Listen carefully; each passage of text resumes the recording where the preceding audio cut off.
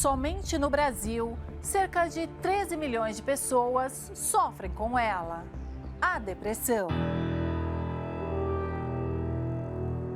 No topo do ranking das principais causas de incapacitação no mundo, um estudo foi capaz de mostrar que a doença tem uma relação bem próxima a outra grave ameaça à saúde física e mental das pessoas, a insônia. As noites mal dormidas acarretam uma alteração no estado de humor. Atrelado a isso, a tristeza profunda pode tomar conta de quem convive com a insônia, o que pode comprometer automaticamente nos relacionamentos. As minhas noites eram agitadas, porque eu deitava, mas eu só deitava de corpo presente. A minha mente estava no trabalho, estava na minha agenda do dia seguinte, estava naquela ansiedade de saber o que ia acontecer, o que eu precisava resolver, então eu não conseguia descansar. E foi justamente a falta de noites de sono tranquilas que acarretaram em novos problemas. Eu estava em estado de cansaço o tempo todo, dores no corpo, mal-estar, não conseguia raciocinar direito, esquecia muitas coisas, ficava esquecida. Thalita acabou diagnosticada com síndrome de burnout, síndrome do pânico e depressão. E o que estava ruim ficou ainda pior. Eu não tinha vontade de sair da cama, eu não via muito sentido nas coisas, não tinha prazer em estar mais ali, não tinha prazer em me cuidar, em levantar, sempre com uma visão muito pessimista do futuro. Tudo desencadeado pelas noites mal dormidas. A insônia é considerada um fator de risco para a depressão. De acordo com o Instituto do Sono, existe uma relação genética entre os dois distúrbios. A pesquisadora Marina Moisés dá detalhes sobre o assunto. São duas manifestações clínicas que andam juntas. Não necessariamente uma causa a outra, mas uma é fator de risco para a outra, justamente porque elas compartilham fatores genéticos e ambientais. A pesquisa entrevistou 1.042 pessoas entre 20 e 80 anos, que apresentavam sinais de insônia, depressão ou ambas as doenças atreladas à saúde mental. O que nós vimos, na verdade, é que os fatores genéticos de má qualidade de sono estão muito próximas, muito similares às origens genéticas de sintomas depressivos. Com isso, reforça a ideia de que não existe muito bem uma relação de causa e consequência. O que existe, na verdade, é uma sobreposição de origens. Pessoas que têm um risco aumentado para um, provavelmente também têm um risco genético aumentado para o outro. De acordo com a Associação Brasileira do Sono, 73 milhões de pessoas sofrem de insônia no país, o que representa um grande prejuízo na saúde de cada vítima. O sono não é só um descanso para o dia seguinte. O sono, além de ele devolver a gente a energia, ele também ajuda no sistema imunológico, ajuda na maturação do cérebro em crianças. O paciente com insônia pode ter mais pressão alta, diabetes, infarto, AVC. Noites mal dormidas que levam a várias doenças e são capazes de ocasionar a depressão. No mundo, já são cerca de 300 milhões de pessoas vítimas da tristeza profunda. A depressão ou o transtorno de humor envolve sintomas de falta de vontade de fazer as coisas, perda de interesse ou prazer, e em algumas situações pode até mesmo aumentar o risco de o paciente cometer suicídio, então pode ter uma ideação suicida. O suicídio é o último estágio de muitos que sofrem de depressão. Mas acredite, recorrer à morte não é a solução. Pois é, depressão, insônia, síndrome de burnout, crises de ansiedade. Você que sofre com uma dessas situações, um desses problemas, e diz assim, olha, estou tomando remédio, estou fazendo tratamento terapêutico, estou indo ao psiquiatra, mas eu não estou vendo uma evolução para melhor. Simplesmente me disseram que eu vou ter que lidar com este problema para o resto da minha vida. Se esta é a tua situação, ou se você tem alguém na sua família vivendo uma situação semelhante, pegue agora o teu telefone, Entre em contato conosco através do 3216-6162, 3216-6162 ou então pelo WhatsApp, o 11 3573 3500. Nós podemos te ajudar. Ouvimos a palavra de especialistas que falam dos fatores genéticos, também dos fatores ambientais, mas ficou um fator de fora, o fator espiritual. Ora, o que está por trás de uma doença que tem afetado mais de 300 milhões de pessoas no mundo? Seria só o fator genético ou o fator ambiental? E o que dizer daqueles que têm tudo para ser felizes e não são? Fisicamente falando, o corpo é perfeito e a pessoa quer morrer. De onde vem tanta tristeza, tanto desgosto, tanto desânimo? Por isso, nós aprendemos que pela fé você pode vencer todo e qualquer tipo de mal que porventura esteja presente na sua vida. E nós vamos provar isso agora para você com estes testemunhos. Preste bastante atenção. Seu nome? Fernanda. E a vitória, Fernanda? Então, bispo, a minha vitória foi de que desde muito nova eu tinha muitos problemas. Eu guardava tudo para dentro de mim, eu não costumava pedir ajuda. Quando eu cheguei na igreja, eu continuei dessa forma. Eu orava a Deus, eu pedia ajuda a Deus, só que eu não falava sobre aquelas coisas que estavam profundas dentro de mim. E anos se passaram, eu fui resolvendo as coisas de uma maneira muito paliativa. Até o momento onde ali eu entendi o meu pecado, ali eu fui convencida do meu pecado, eu consegui falar com Deus, eu consegui me abrir. A partir daquele momento, eu comecei o meu processo de libertação, e foi nas sextas-feiras. Uma das principais dessas coisas era a questão da ansiedade, porque geralmente quem carrega muitos fardos sobre si vai ter ansiedade. Então, assim, eu tentava disfarçar, mas ela sempre estava ali comigo.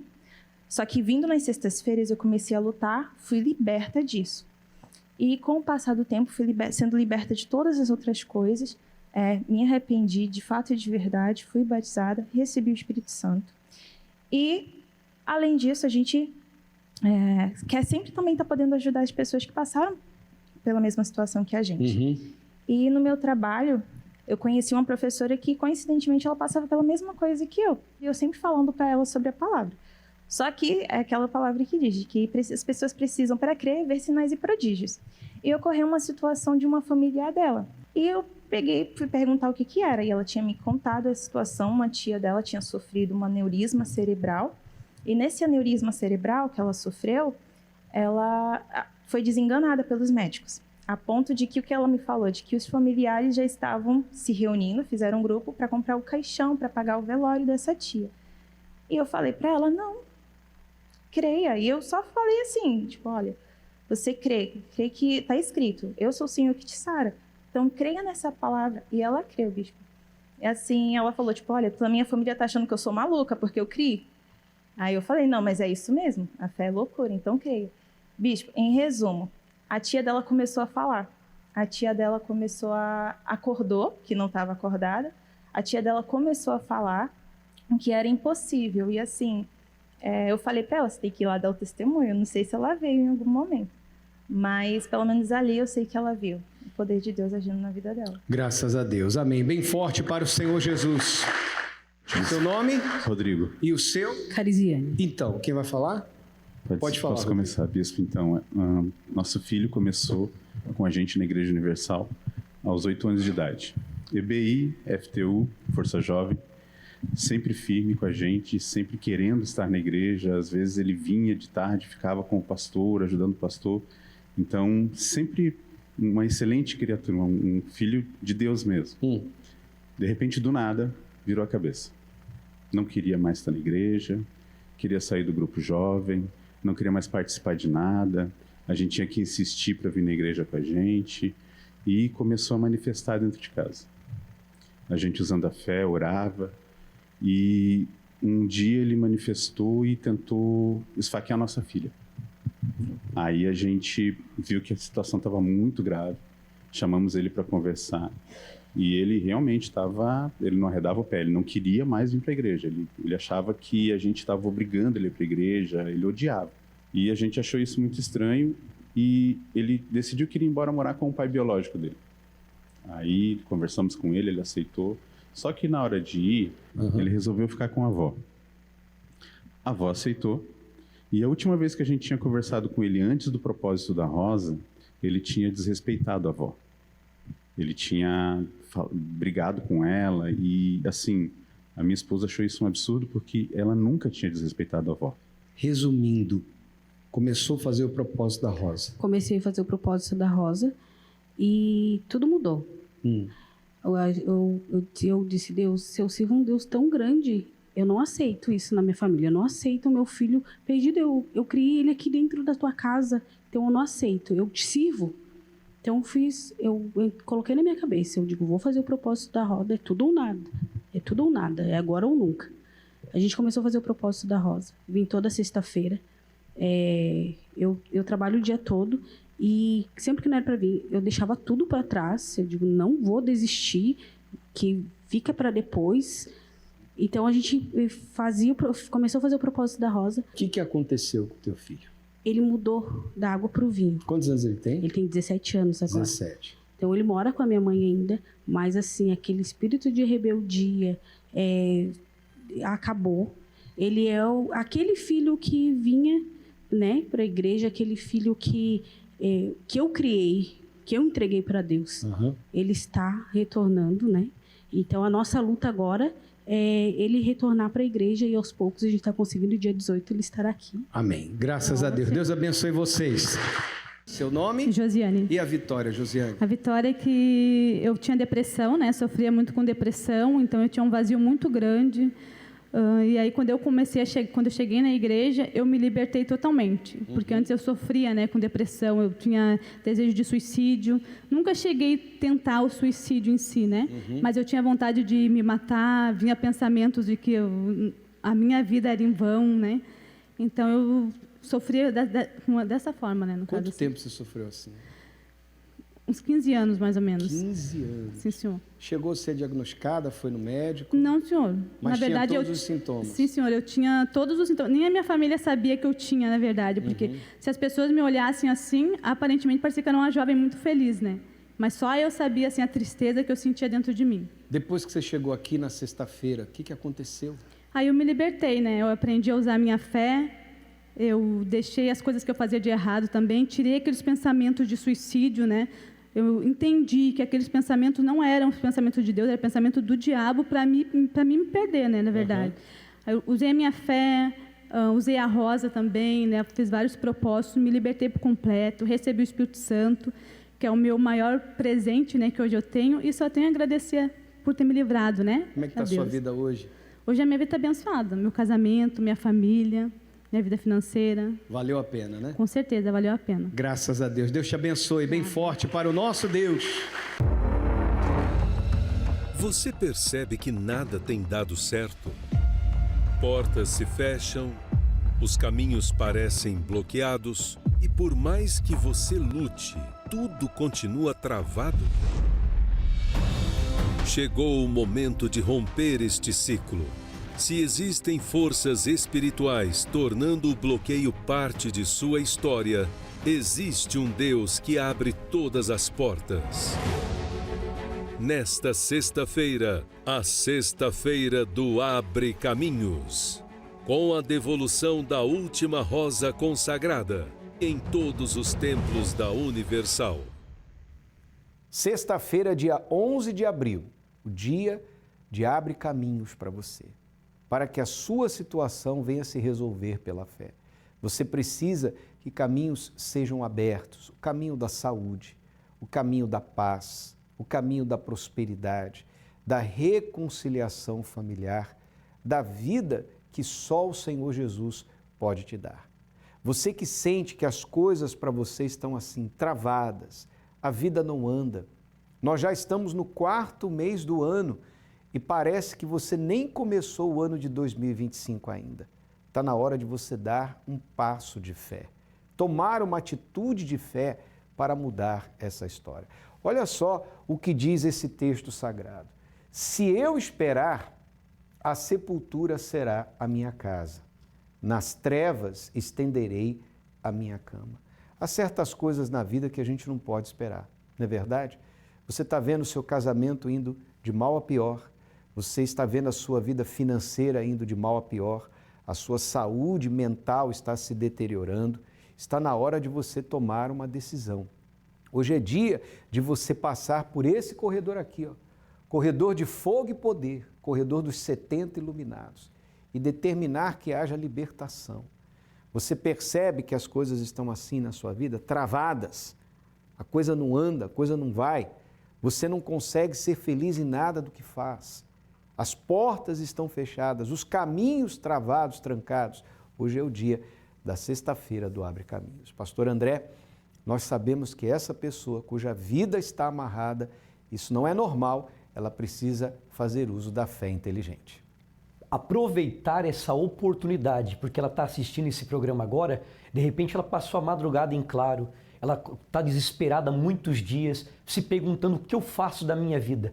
Está aí a saída para você, recorrer à fé, que por meio da fé haverá libertação. Deus abrirá os teus caminhos em todas as áreas que você necessita, desde que você tome uma atitude. Saia da onde você tiver que sair.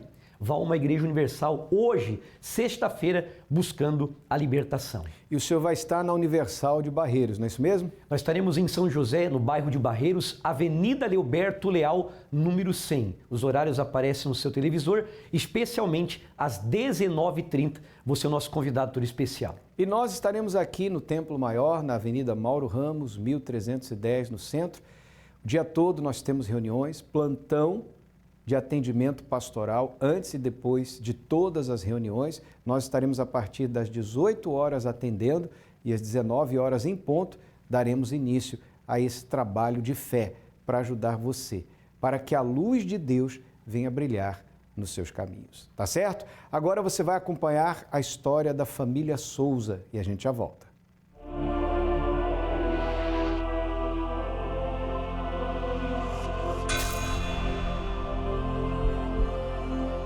E eu venho de um lar, de uma família destruída, uma família que não tinha paz, que não tinha alegria, uma família totalmente voltada para a destruição. E a minha mãe, ela frequentava centros espíritas, né? A destruição total no meu lar. A minha irmã chegou a passar 5 anos sem falar com o meu pai, né? Vários tipos de doença na família, né? Meu irmão não podia andar pelas ruas porque ele chegava correndo em casa, retornava para casa, dizendo que via vultos, ouvia vozes, né?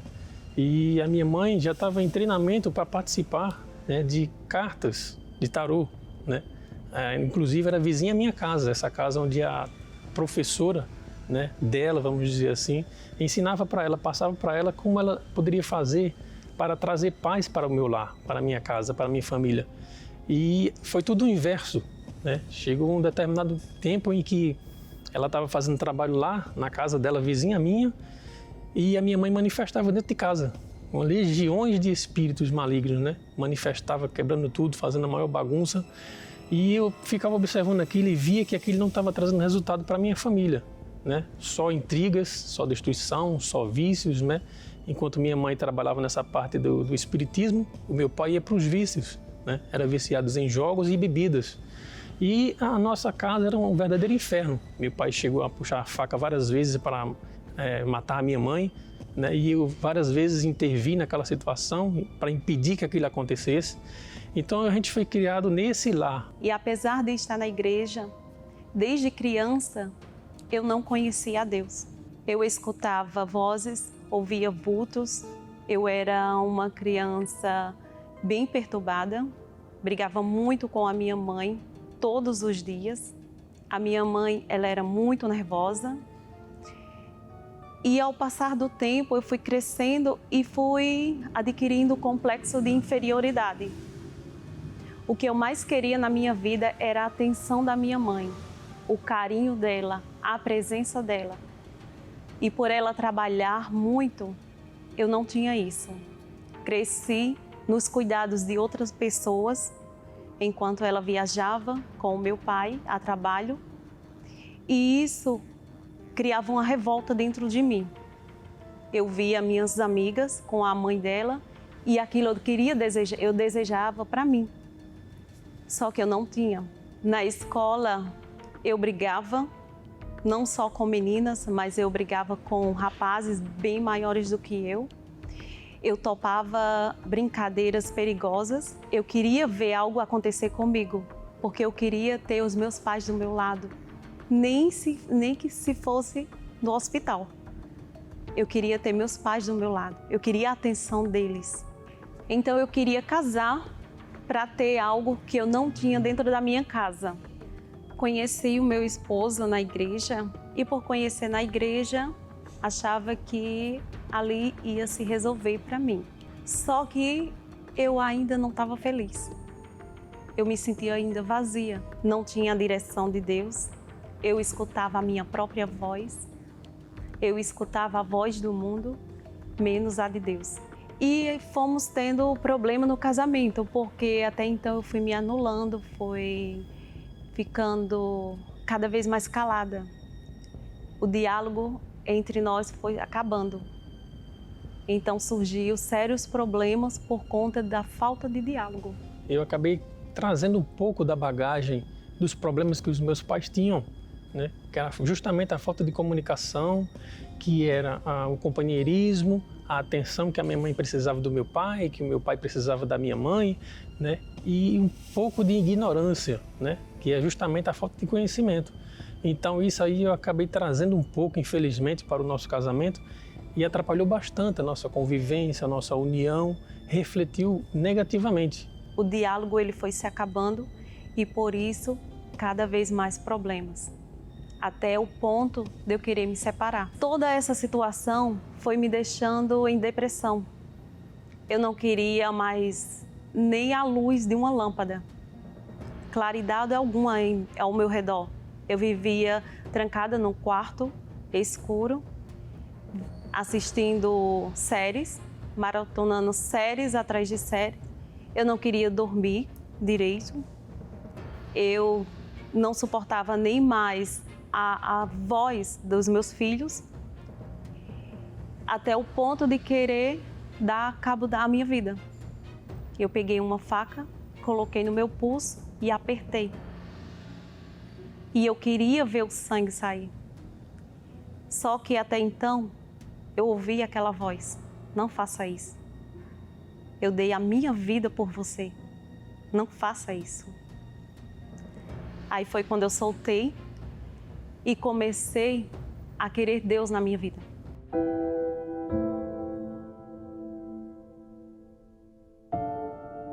Me esvaziei. Tudo que estava dentro de mim, todos os complexos de inferioridade, toda a revolta contra os meus pais, tudo quanto me atrapalhava, eu lancei nas mãos de Deus. Eu me esvaziei por completo. E assim o Espírito Santo veio e se apossou de mim. E a partir daí, o Espírito Santo começou a vir sobre a nossa vida. E a gente começou a ver as bênçãos, o milagre acontecer, começou a ver a luz do Espírito Santo sobre a nossa vida. E de fato aconteceu. E estamos há 23 anos casados, né? Graças a Deus.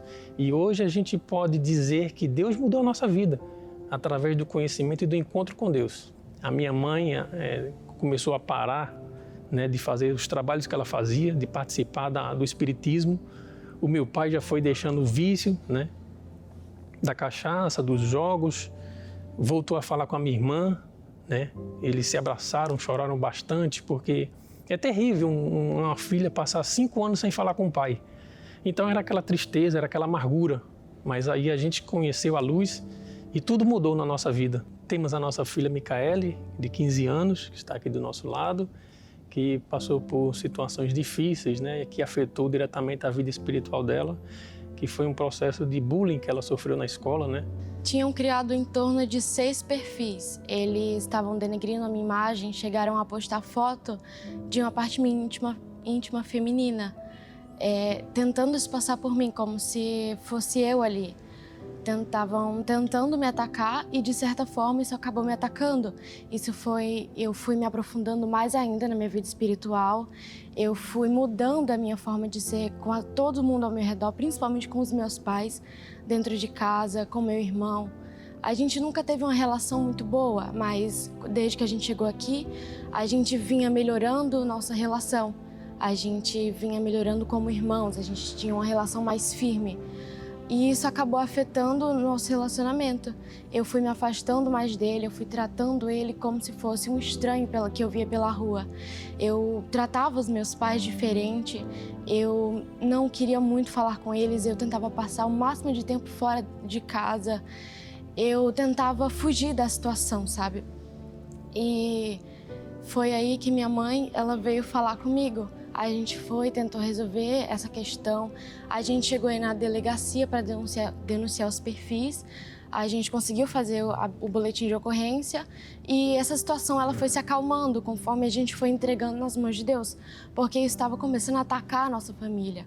Então a gente entregou nas mãos de Deus, fez o boletim e essa situação foi se acalmando, foi se aquietando, foi tudo ocorrendo conforme a vontade do Senhor. Toda essa situação, todos esses problemas que nós conseguimos vencer, né, nós levamos até o pé da cruz. Esse propósito da família ao pé da cruz foi muito importante para a nossa vida. E conseguimos resolver questões no casamento, questões dos filhos, na vida dos nossos filhos, né, e na nossa vida pessoal. Tem sido uma bênção na nossa vida, esse propósito ao pé da cruz. Dia 18 de abril teremos a oração com a família ao pé da cruz. Convidamos você. Se esse propósito mudou a minha família, também pode mudar a sua. Vocês são nossos convidados especiais. Esperamos por vocês.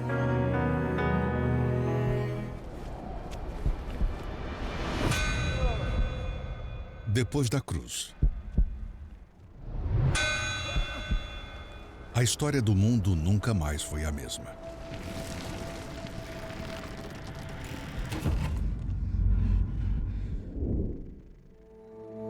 Depois da cruz, você e sua família também poderão ter uma nova história. Família ao pé da cruz. O maior evento pelas famílias de 2025. 18 de abril, Sexta-feira da Paixão, feriado. Acesse familiaaopedacruz.com ou aponte a câmera de seu celular para o QR Code na tela. Para mais informações, locais e endereços. Entrada gratuita. A palavra de Deus se cumpriu na vida da família Souza. Crê no Senhor Jesus e será salvo tu e tua casa. Ele creu e através dele, ele viu a libertação da mãe, ele viu a transformação e conversão da esposa, está aí a filha também na fé e é o que Deus faz. Deus cumpre a promessa e é isso que vai acontecer. Sexta-feira que vem. Já é sexta-feira que vem, dia 18, está chegando. E você, onde estará? Nós estaremos aqui na Avenida Mauro Ramos, 1310, no centro. Você está vendo aí as imagens do nosso santuário. E aqui você tem um lugar para você e a sua família. Vamos juntos clamar. Vamos trazer os nossos dilemas familiares e depositá-los ao pé da cruz. Tudo que você não tem podido fazer pelos seus entes queridos, Deus fará, se você crer. Católico, espírita, evangélico, tenha religião ou não, as portas estão abertas para você. Se você está aqui em Florianópolis, Avenida Mauro Ramos, 1310 no centro, 10 horas da manhã em especial, também às 15 e às 18 horas. E em todas as igrejas universal do Reino de Deus espalhadas pelo estado de Santa Catarina. Para mais informações, acesse universal.org/localizar e você vai encontrar o endereço mais perto da sua casa. Mas não se esqueça, será nesta sexta-feira, dia 18. Não deixe essa oportunidade passar. Convide os seus familiares e venha. Se você mora só, nós seremos a sua família. Nós vamos unir a nossa fé com você e o poder do Altíssimo vai se manifestar. Tudo aquilo que está escrito vai se cumprir, quer queira, quer não, mas que se cumpra na sua vida, que se cumpra na sua família. Tá certo? Que Deus abençoe a todos e até o nosso próximo encontro.